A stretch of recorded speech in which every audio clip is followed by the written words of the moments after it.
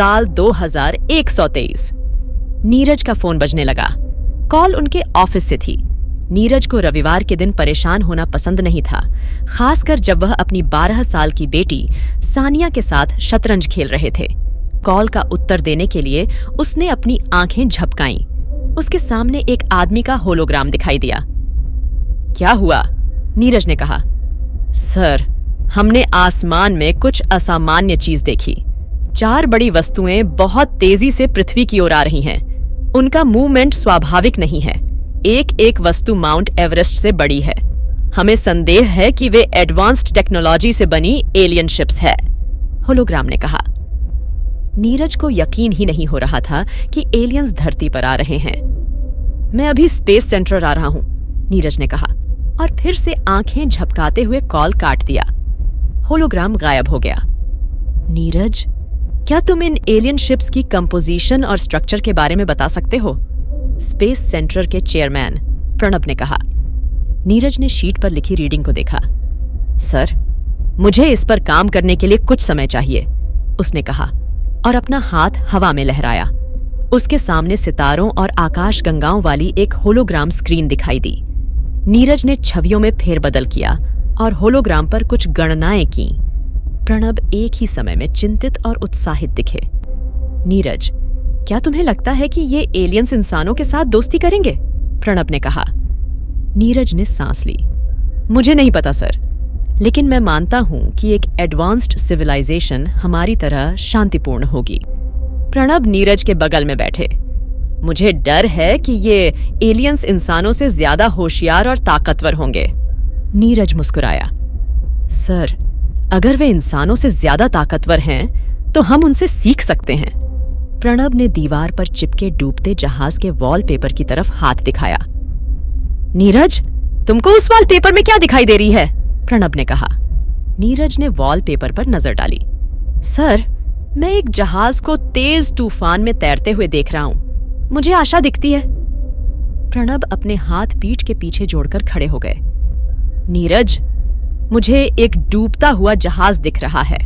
हमेशा पॉजिटिव रहना अच्छी बात नहीं है, खासकर तब जब हम किसी अज्ञात चीज से निपट रहे हों। उनकी टिप्पणी पर नीरज भड़क उठे।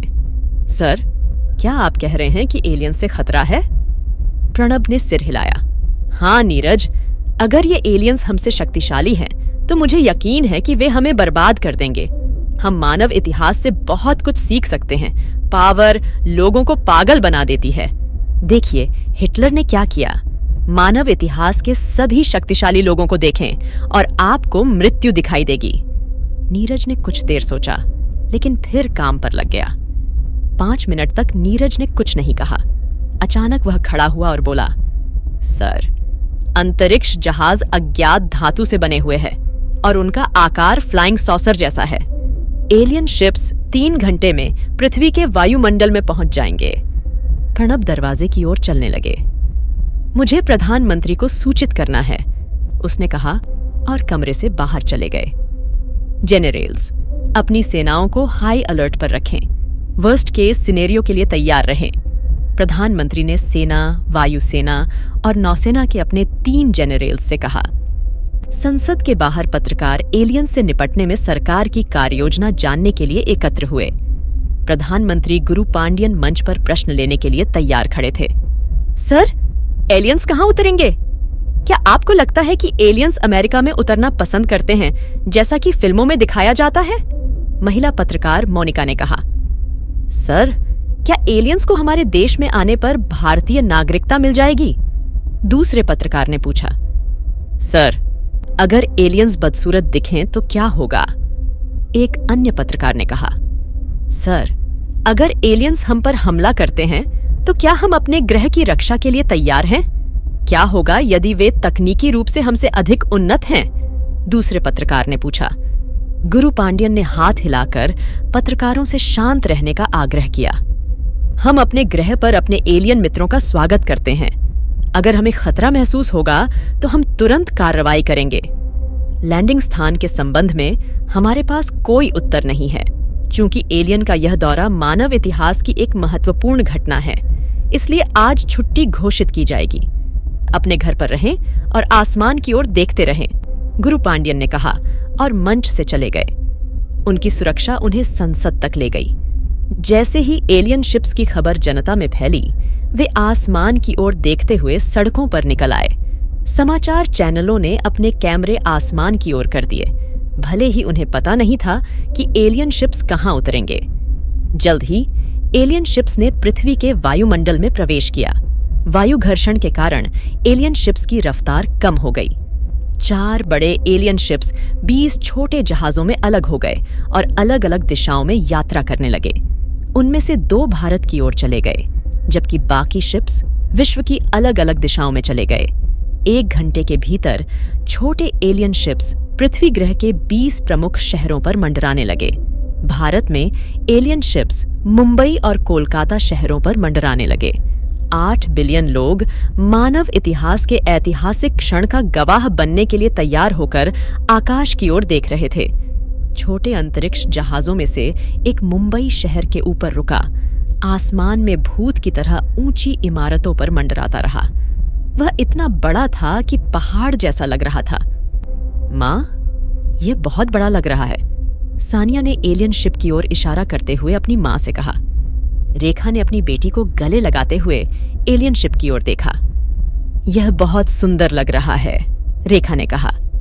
यह लगभग एक छोटे पहाड़ जैसा है। एलियन शिप को मुंबई शहर के ऊपर मंडराता देख भारतीय रक्षा बल सतर्क हो गए। एलियन शिप की सतह चांदी जैसी धातु की थी, जिस पर कहीं भी कोई दरार या छेद नहीं था।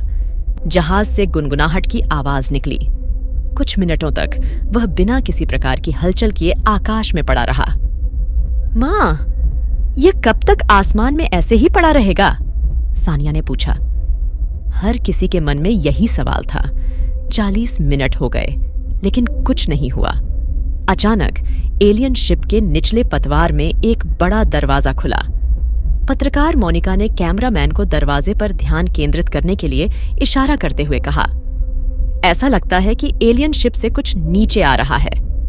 जैसे ही सब लोग देख रहे थे, एक चमकती हुई गेंद एलियन शिप से उतरी और भीड़ के सामने सड़क पर आ गिरी।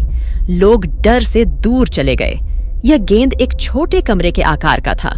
जल्द ही चमक फीकी पड़ गई और गेंद की सतह पर एक दरार खुल गई। गेंद 2 हिस्सों में बंट गई, जिससे उसके अंदर एक छोटा गोल्डन पिरामिड दिखाई देने लगा। उसी समय कोलकाता में एलियन शिप से एक चमकती हुई गेंद उतरी और उस सुनहरी गेंद के अंदर एक गोल्डन स्क्वायर मिला। कोई भी यह नहीं समझ सका कि उन वस्तुओं का क्या मतलब था,